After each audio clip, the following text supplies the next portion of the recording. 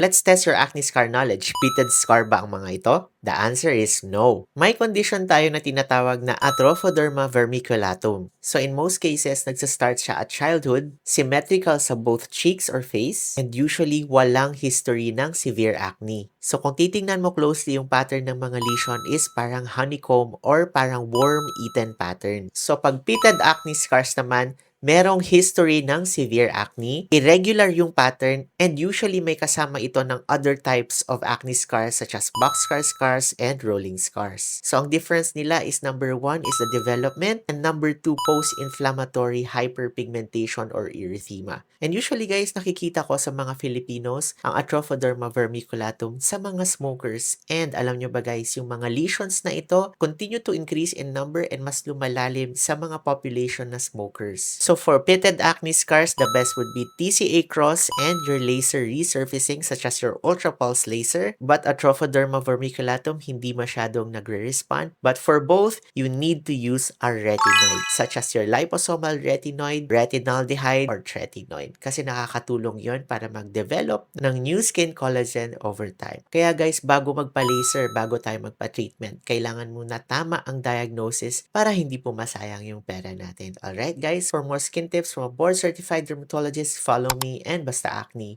DMD. Bye-bye!